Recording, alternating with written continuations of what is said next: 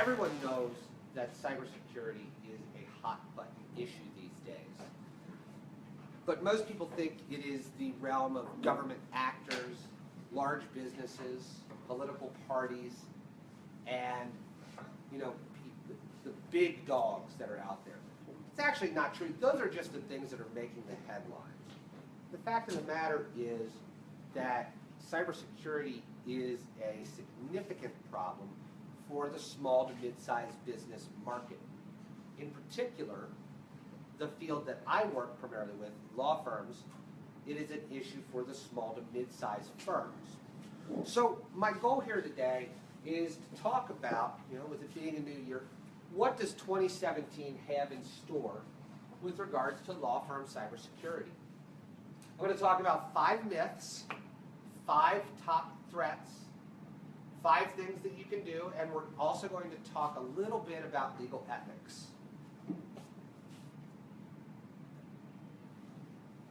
So a little bit more about me. I wear a couple different hats, and I've got a couple different past lives that have all led up to where I am today. Before law school, I actually practiced computer risk management at Arthur Andersen, and that was back focusing mostly on Y2K, but we also did some security work and penetration testing even back, a long time ago.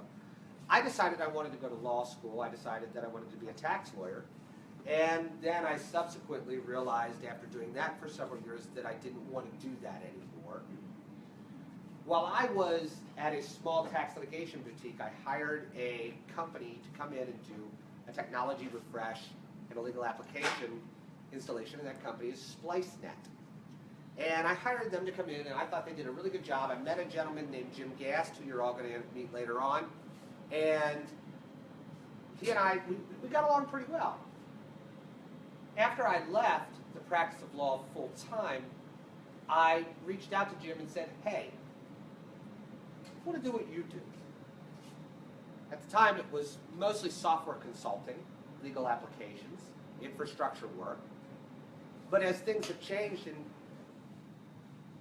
become more and more security focused, we've changed along with that. So what I've done for the last several years is focus on the cyber and the tech in specifics in the legal vertical. So that's really where I live. And so for the small to mid-sized firms, which is the bulk of what I represent, cybersecurity is what I do. So I'm really well positioned to speak on these issues. Here's the challenge we face as lawyers. Everyone knows that technology changes very rapidly. And anyone that knows anything about the practice of law, they abhor change. They move at a glacial pace. Lawyers are not the most friendly to say, all right, let's quit doing it this way, we're going to start doing it a whole new way. So we have a major challenge between a fast-moving field running headlong into a field that moves at a very slow pace.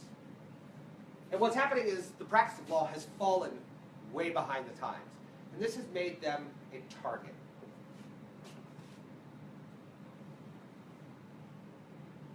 When it comes to cybersecurity, you need to engage on 3 different levels.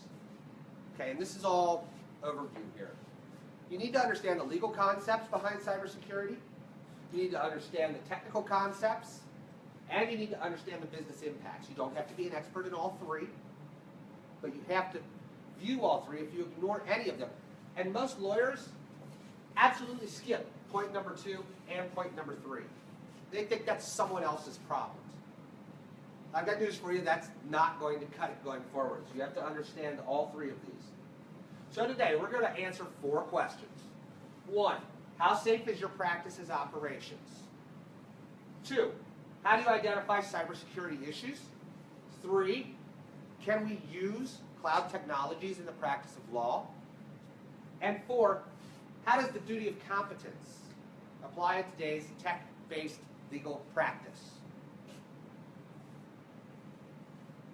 We're going to start with talking about the 5 primary myths that we see in the legal industry when it comes to cybersecurity.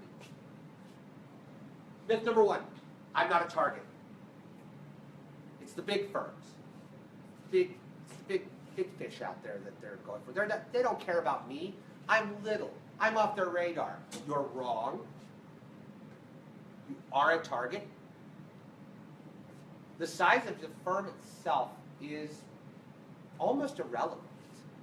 It's the size and the value of your clients and their data. That's what matters. And sometimes it may not even be the size of your client, but the size of the party that your client is doing business with. Take a transactional practice, for example. If you've got a transactional practice and you're on one end of an acquisition and you are being acquired by a much larger business, you might have valuable information related to that large business that could absolutely be a target to criminals. So don't think that just because your business size is small, that you're somehow immune. The fact is that small to mid-sized firms are being targeted. You might be small, your clients might be small, but that data might be very valuable. Some of the smallest businesses out there have some of the most important trade secrets and other intellectual property out there. I will tell you the one thing that does apply because you're small, you do not have the same dollars available to you that the big players have in order to secure their systems. So you have to be a little bit more creative. You have to be a little bit more discerning with how you spend your money and determining how you're going to fortify any cybersecurity weaknesses that you have. So you've got all the same exposure and a whole lot less budget. That's a big challenge that we have to overcome. So what do? What does the typical small to mid-sized practice do? Myth number 2, I've got antivirus. I'm good. You can substitute any one of these, okay? You can take the word antivirus out and you can say, I've got a firewall. I'm good. I've got a firewall. It keeps people from the outside from getting into my network in the first place. I mean, it was a really expensive one from Best Buy, you know? I mean, it's really big. It's big on the shelf, so I mean, it's got to be a really good. No, okay? None of these technologies in and of themselves are going to be enough to protect going forward. These criminals are getting they are very clever and they're consistently evolving. No single technology will protect you 100%. Therefore, you must take a layered approach in your security defense. You must have multiple technologies that are protecting you at different levels, and you need to use them in concert. So here is a very small list of things that, in my opinion, are absolutely required. And if you don't have all of these, you've already got significant holes in your security. You need to have that antivirus that most people think is all you need and they think is good enough. You need to have anti-malware, which is similar, but it is a different technology and a different security function. You need to have spam filtering. You need to have antivirus at your email gateway. You need to have antivirus at your gateway, which is the fancy way of saying firewall for those people that might not understand some of the terms I'm using. I'll try and use as, friendly terms as possible. You should have a unified threat management system that provides audit logging, intrusion logging. You should have all of these things, and you should have a solid, reliable, and tested backup solution. If you don't have all these things at a minimum, you've already got gaping holes in your security. So to think that one piece of technology protects you is just flat out wrong.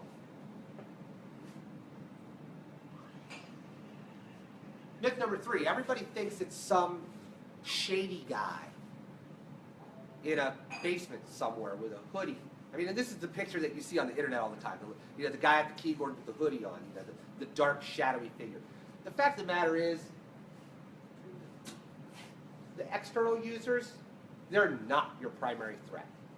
Remember that an external user has to first gain access to your systems, gain access to your data, and then do something malicious with it. There is a much riskier group of people out there than external hackers. And those are the people that you allow to log in and sit at your systems every single day. because you've already taken away the first obstacle. You've already granted them access to that data. You have taken out all of your perimeter defenses and said, here you go. Here's the goods. Now I'm going to trust you, a person, with all my stuff. Now that person can turn around and they could act either maliciously or just negligently. A lot of these breaches that occur are not because somebody is, I'm going to get back at my employer. It does happen, don't get me wrong. A lot of it happens because, let's face it, most people don't understand what they're doing when it comes to technology. They're not properly educated, and we've made it too easy for them to, send this data out. So don't think for 1 second that it's the shadowy figure in a basement. It's John in accounting. It's Sally in HR. These are your biggest risks. Myth number 4, cybersecurity is an IT issue. This is what we hear all the time. People bring us in and they say, hey, Dave, we need to have our cybersecurity taken care of. Will you do that for me? Nope. No, I mean, I can implement any technology that you want. But what do you need done? What data do you have? What are your business risks? What keeps you up at night? What's going to take your business and ruin it tomorrow? These are C-level issues. These are executive-level issues. And if you don't assess the business impacts to your firm as to what a cybersecurity breach would cause, a data breach would cause, trying to push that off on IT and make that their responsibility and try and say, wash the hands, hey, my computer guy screwed up when that breach happened. Not good enough. It is a business issue and you need to treat it as such. In particular, what's going to happen here is when that breach happens, you can push it off on IT. But you will lose money, you will lose freedom, because you're going to have the government breathing down your throat at that point. And you're going to lose consumer trust, which as a lawyer, if you lose the trust of your clients, you're done, you're dead. Close up shop. In particular, the business decisions that I like to focus on, and I just want to touch on this real quick. Your IT group cannot work until you've performed a first-level analysis where you decide what risks are out there and decide what you're going to do about them. You generally have 3 options. You can choose to mitigate risk. That's the only time that you involve IT. You shift risk. That's where you involve insurance. Or you accept risk. And that's where you say, you know what? We understand the risk is there. We're willing to take the chance. Notice that only one of the 3 actions are an IT action. Myth number 5, I'm a lawyer. Not I'm a lawyer, but the myth is that you're just a lawyer. That's not true.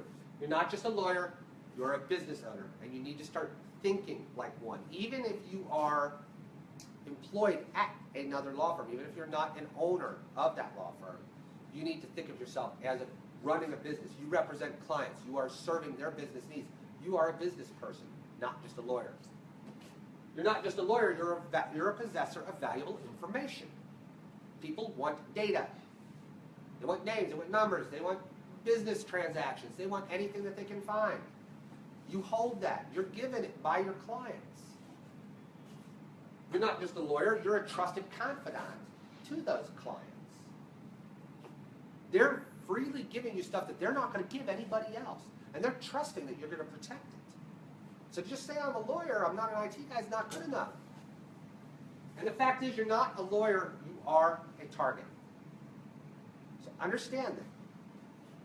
And hopefully everybody's a little bit scared right now. And I always like to get a little doom and gloom at the beginning. And I think that it's smart to do that because this is the real world. These things are happening. These law firms are being targeted. So what are we going to do about it? Before you can take any steps, you need to understand the threats that you're going to face. Now, This is only, I'm only going with 5, but these are the top 5 that I see going forward over the coming year. There are a lot more than this, but I want to talk about these 5. Threat number 1, ransomware. Does anyone in here not know what ransomware is by this point? Okay, well, if there's anyone out here, that's watching the stream that might not know what ransomware is, it's quite simply the act of somebody gets a piece of malware that comes in and it locks your data and basically says, hey, you don't get your data back, it's going to be scrambled and you can't access it unless you pay a ransom. In theory, you pay the ransom, they unlock your data, and you can get back to work. There is no guarantee that this is going to work. And ransomware has been growing. 2016 was a huge year in ransomware. There was over $1 billion in financial losses in 2016 because of ransomware. That's a huge dollar amount. Think about that for a minute. And think about how many businesses this has hit when the ransom generally runs about $200,000 to $10,000 a pop. But all it takes is one person clicking on one link, and now you've got this ransom, and they push you. And it has to be paid by Bitcoin, which I don't know if anybody here has ever tried to obtain Bitcoin, but that is a challenge in and of itself. 2016, most of the news, most of the headlines when it came to ransomware had to do with the healthcare industry. There were a lot of high-profile ransomware cases for hospitals, doctors' offices, where entire IT departments of hospitals, their entire electronic health record systems were taken offline, and basically said, oh, by the way, you can't get any of your stuff back unless you pay $10,000, $20,000. So that was the headline grabber, but I can tell you from experience, from having seen it, from having read it, there were a lot of law firms that also got hit with ransomware in 2016. And guess what? As long as it's financially profitable for the people doing it, it's going to keep growing. So don't expect this to slow down. Of all the people in this room right now are watching, at least 20% to a third of you will have a ransomware scare at some point this year.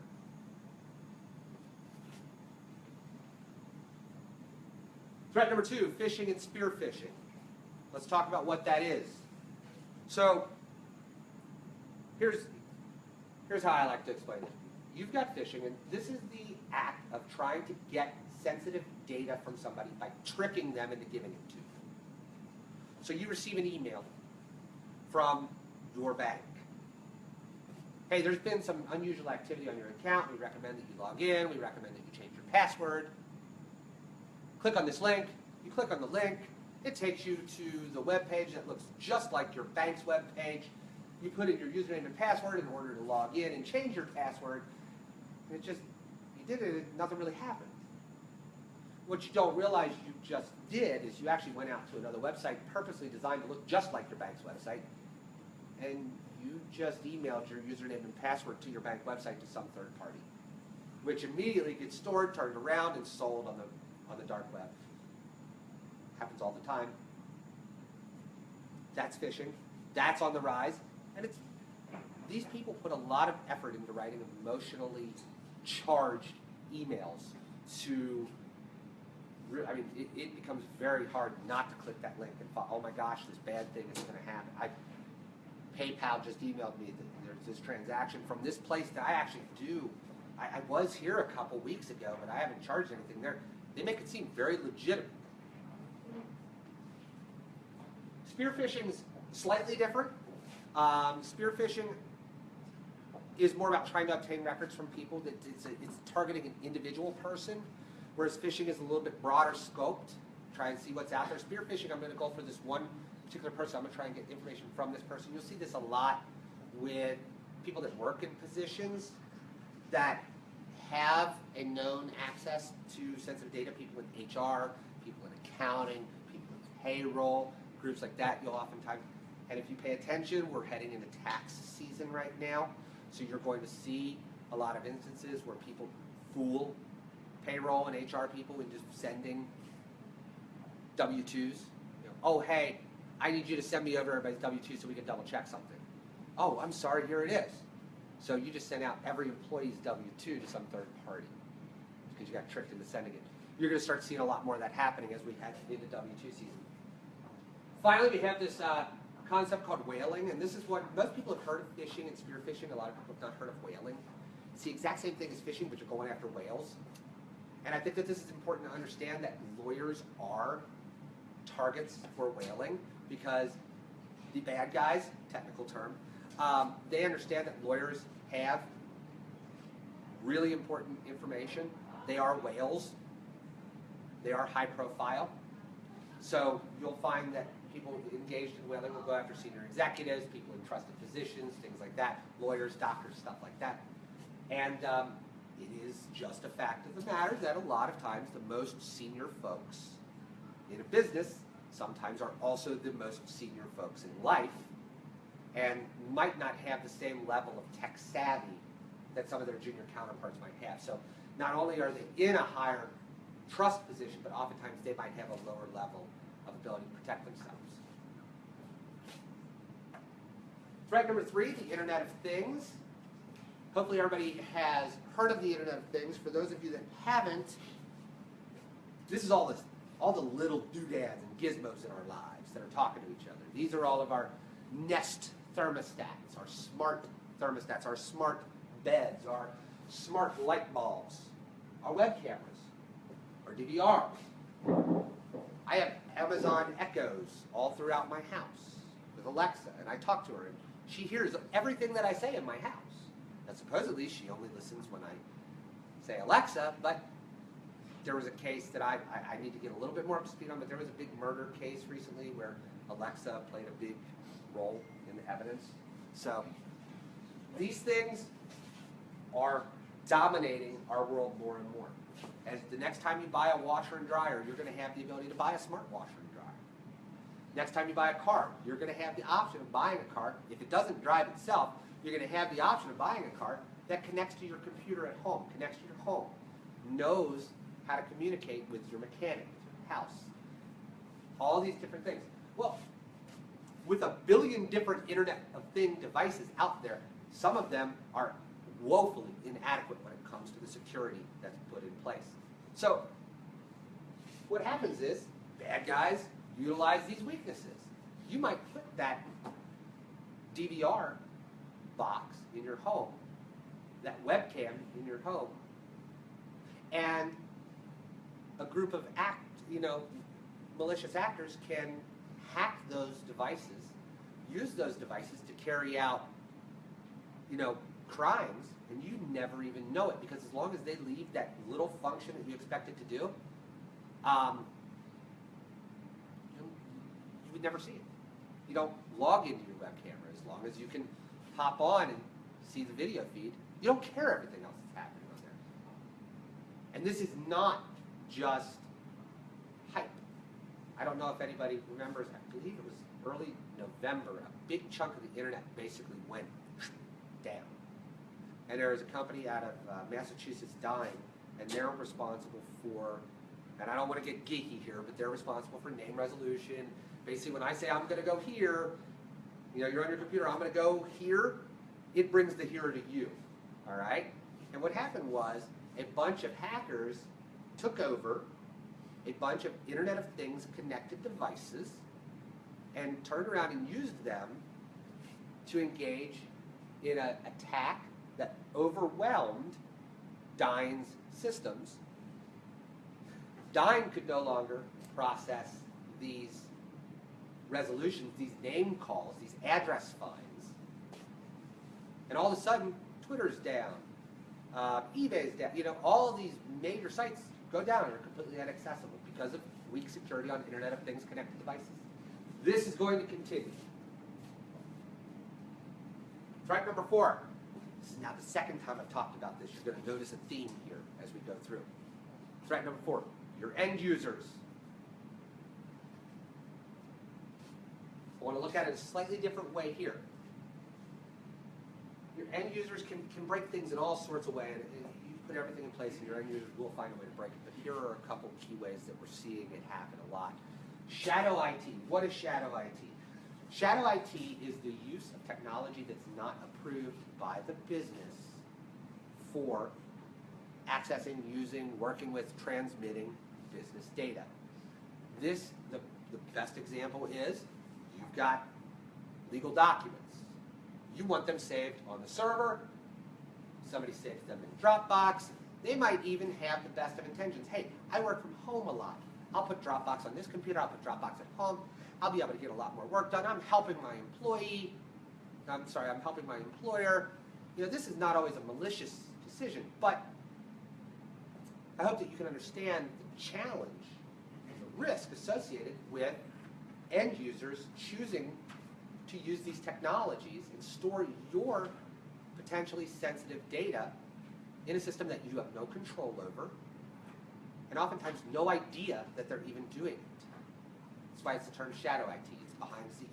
You might not even know it's there. End users are often the targets of social engineering. Social engineering, and I can guarantee you, I can go and I can do this right now. I could go out, find a list of all the law firms that are at Amada. I could go out and I could start doing some recon on local IT companies.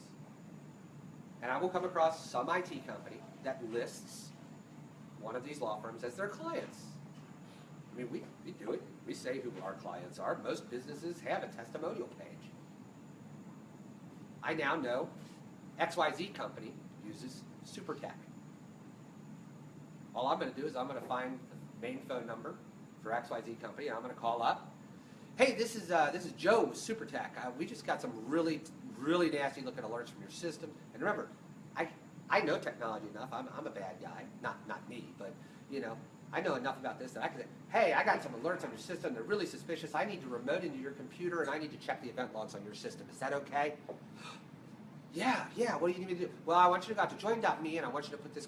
So far, everything. I mean, it's right there. Oh, they're from SuperTech. I know. I get invoices from them. Yeah, come on.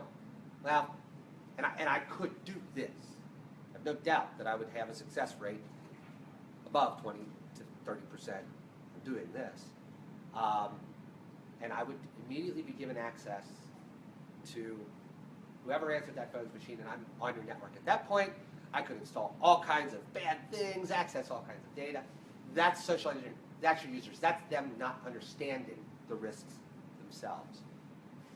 Additionally, your users carry mobile devices. Is there anyone in here that does not have their email on their smartphone? No. That is just the idea that somebody wouldn't have that these days is crazy. Everyone has a phone, and everyone has their email on that phone, which means they have potentially sensitive data on that phone.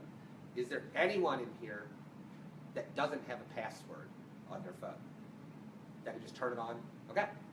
So right there, and there are more people that it might be an easily guessable password. There might be using biometrics. You lose your phone, and now that sensitive data is out there. You leave it in the back of a taxi. It's now whoever picks that phone up can just get right in and start seeing sensitive data. So, and given the unique style of mobile phones, they're very easily lost. I know that I've left mine, and I've always gotten it back, but I've been like, oh my gosh, where's my phone? So, new users are your threat. This is one most people don't think of. Threat number 5, regulatory pains. Now, we all accept that cybersecurity is a big threat. We all accept that that threat is growing. We all accept that somebody needs to do something about it.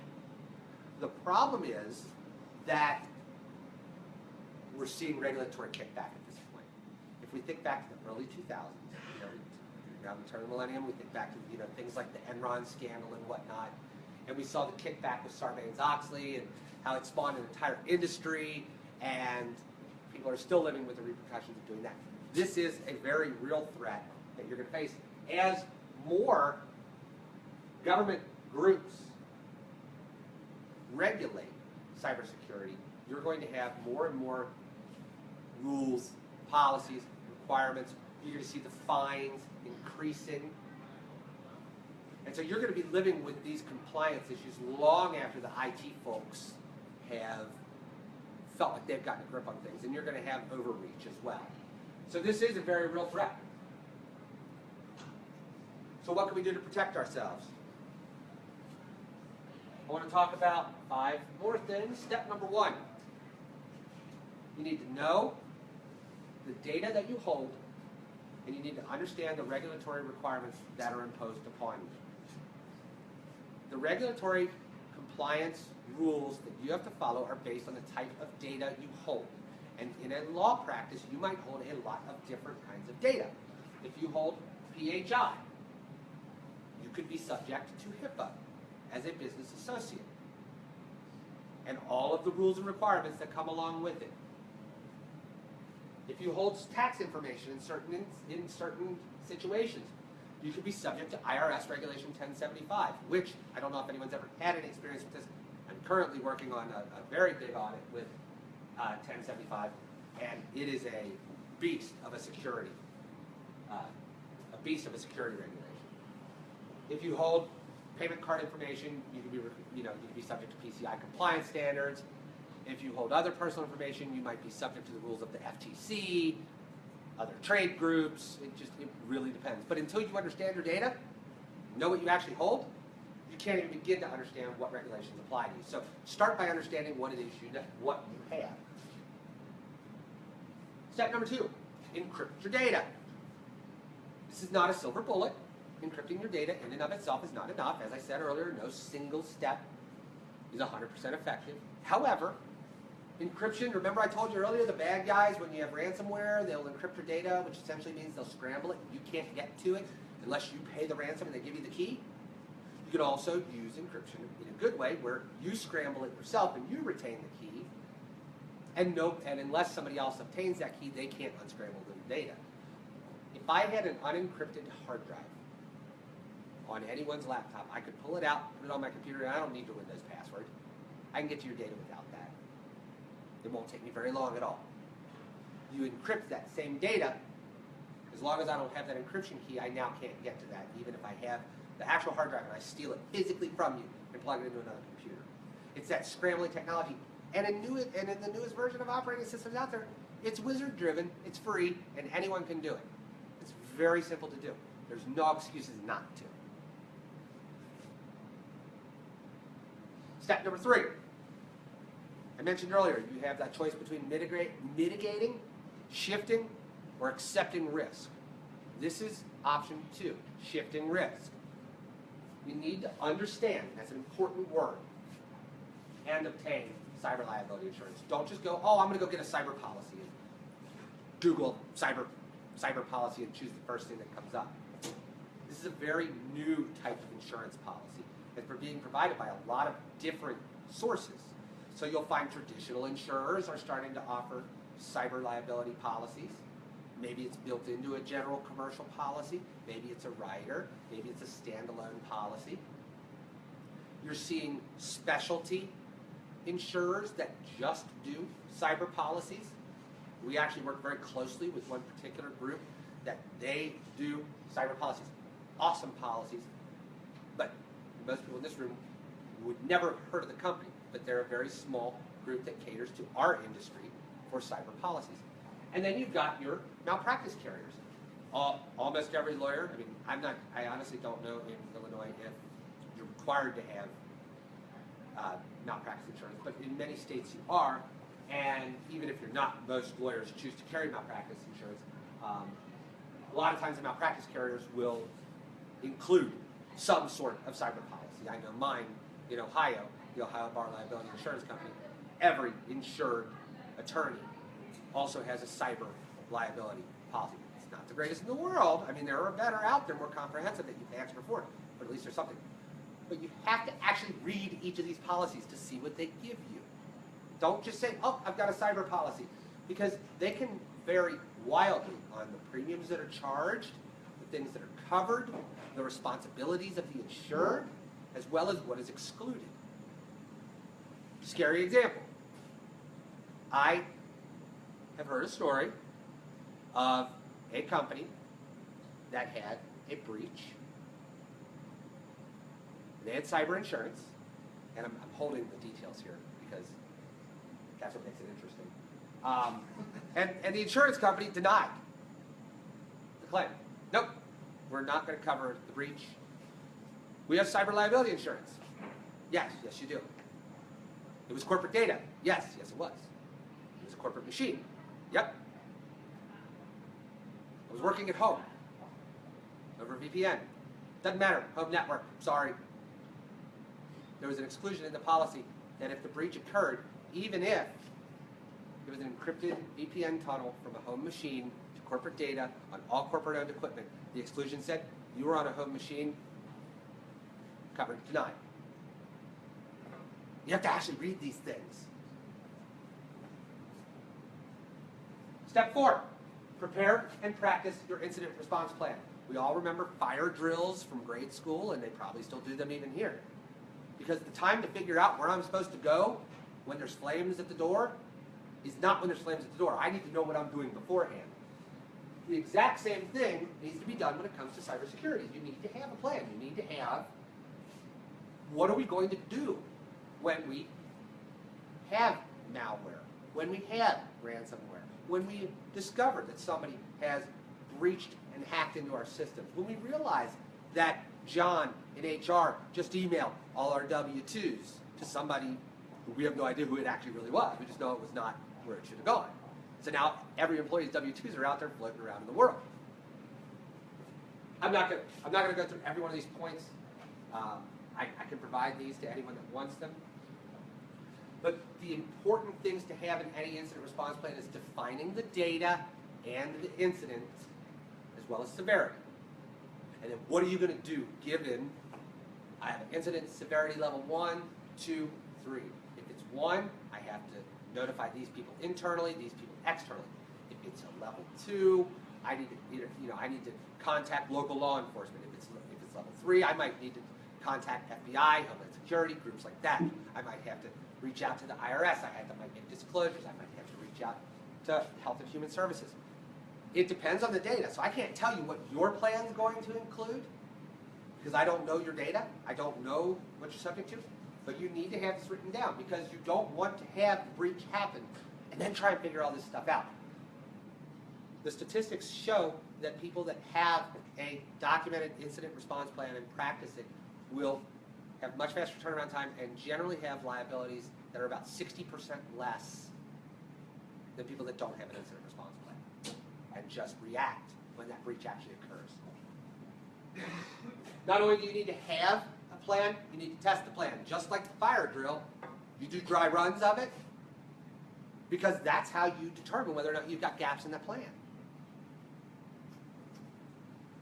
So there are things called tabletop exercises where you'll bring the group of people together, the important people, the people that are required to act under your incident response plan, and you come in and you give them a simulated scenario. Hey, we just had the CEO lost his laptop, left it in the back of a taxi. What do you do? And you run through it. And you realize, oh, we don't know what to do here. We missed a step. Well, it's really good that you caught yourself now while you were doing the dry run instead of realizing that you'd missed a step in the planning process when the CEO actually leaves her laptop in the back of a taxi. So doing those testing is just as important as doing the fire drills when you were in school. Step number 5. This is my recurring theme. I told you I mentioned it twice. I'm going to mention it a third time. Educate your users. They are your weakest link. You need to take steps to educate them, and there's a bunch of different tools that are out there for educating users. You have to have training sessions. You have to have documented policies. You have to have documented procedures. You have to have your users review them and sign off on them. You have to test them. You have to test them with phishing tests. See which one of your users are the ones that are likely to click on those links to reset their passwords to their bank, and then you can give them a little extra attention. Same thing with security quizzes. You test a broad range of things, and there's a number of options out there for quizzing your end users, and it's very easy to do this. But with your end users being the weak link, you need to train them. I want to spend a couple minutes talking about the ethical issues in legal technology. Let me check my time here. Doing good. Issue number 1, the use of cloud technologies in the practice of law. First of all, there are a lot of different opinions as to what constitutes cloud. My favorite definition of cloud is from a Pennsylvania Bar Association ethics rule, where they basically said it's just a fancy way of saying it's not on your computer. It's a great way to think about it, actually. Now, I would probably modify that a bit to say it's not on your network, it's not in your building, it's not in your four walls. But the idea is the same. My emails aren't here on my computer. They're hosted on Office 365 or Gmail. They're on their servers, out there somewhere, but I know they're not here. My documents are being hosted in a cloud-based document management system. I know they're not on my server. They're out there. I don't exactly know where they are. They live out there, hosted SharePoint, something like that. I just know they're not here. I know they're not on my hard drive. If it's not here, assume it's cloud. Okay? General rule, using the cloud's fine. Like anything, there's a reasonable standard. So, if you're going to choose to use the cloud in the practice of law, generally, you need to take steps to ensure that you have to take reasonable steps to ensure against inadvertent disclosure. And pretty much across the board, every ethics group has said, we're not giving you a bright line list of what is and isn't reasonable. We're going to give you some guidelines, but technology changes way too fast. And if I gave you a list today, in 6 months, it's irrelevant. So we get some guidelines. What are some of the general guidelines? What security measures are in place with the cloud provider to prevent outsiders from getting access to the data that's hosted there? Is this data backed up? Do we have it in multiple locations so that the failure of one location doesn't mean that the data becomes inaccessible? Where is that data located? Is it in the US? Is it overseas? Is it stored on a server in a country that doesn't have the same restrictions on illegal search and seizure that we do here? Or is it stored on a server where one day a government could just walk in and say, oh yeah, by the way, we're taking all the data that's on this box now, and there's nothing you can do to stop us. What do the service agreements actually say? Once again, it's kind of like when I was talking about cyber liability. Read the policy. Don't just click next, next, next when you're signing up for something. Actually read the policies. Read who owns, well, that's actually read who owns the data, all right? What are the privacy policies? What are the confidentiality policies? Are they going to make a promise that they're going to give you reasonable access to your data? Or is the cloud provider going to say, oh yeah, by the way, we're going out of business in a week? And this has actually happened. People host their data up in the cloud and they go, oh yeah, we're going out of business and you got 2 weeks to download all your stuff. What if you have terabytes of data out there with the cloud provider and you don't have time? They shut the doors, your stuff's gone unless you've ensured certain reasonable access and taken other steps. Also bear in mind that certain types of documents have no business being in the cloud potentially.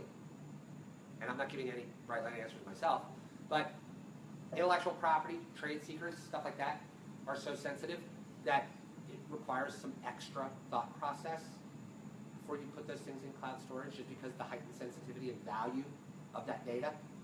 Also, items that have permanent retention requirements, if anyone's involved in estate planning, a lot of jurisdictions have permanent requirements on wills. And so is that really suitable for cloud storage, or do we have to retain physical on-prem storage of these items? This is my favorite. This is the second issue and the one I'm going to close with, and this is the duty of competence.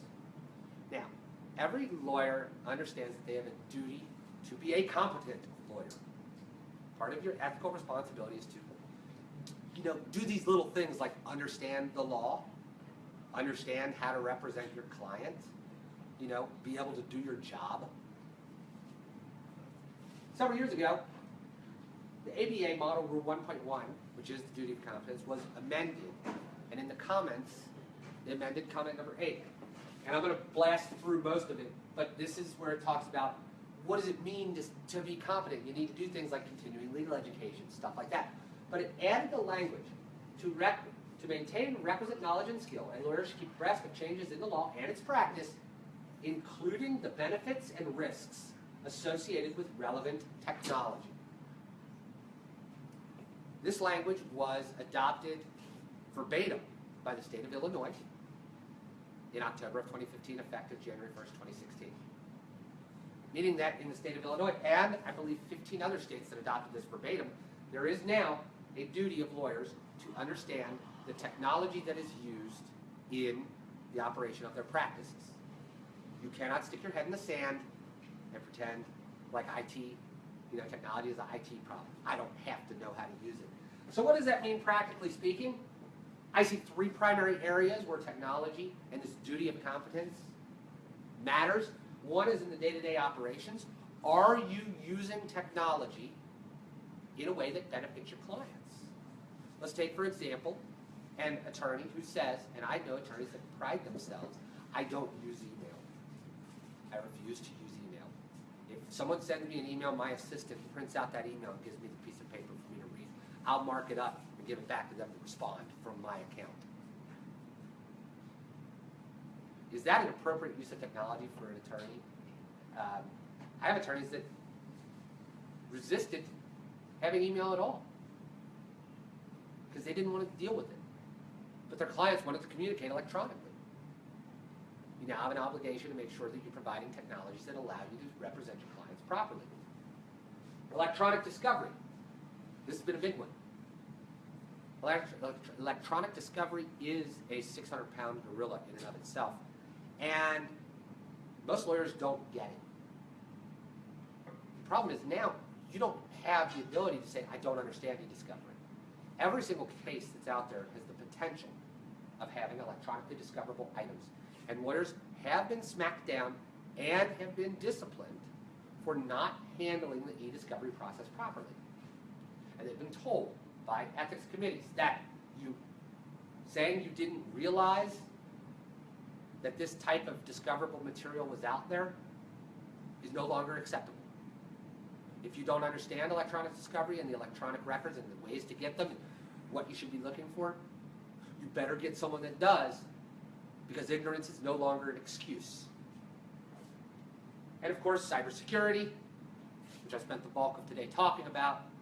You cannot stick your head in the sand and say, cybersecurity, oh, it's not going to happen to me. No, it's a real threat. It's a technical threat.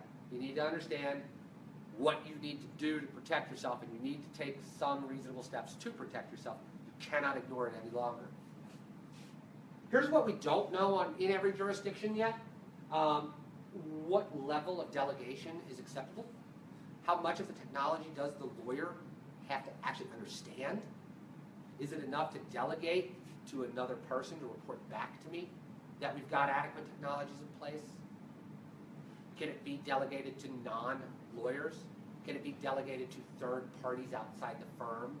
And what kind of control do we have to maintain over those delegated items? We also don't know what's going to happen as technology change continues to accelerate. As the field changes, we're going to see more and more new technologies. What's going to happen as AI takes over? How's that going to change our ethical duty of competence? We just don't know. That's trying to predict the future. What we do know is that you cannot ignore technology any longer in the practice of law. From the operational, the discovery, the litigation end, or the cybersecurity end, turning a blind eye to it is certainly not allowed and is going to get you in trouble. And so you do need to be aware that these items are out there, that these issues present themselves, and they will impact you. You need to be prepared to deal with them.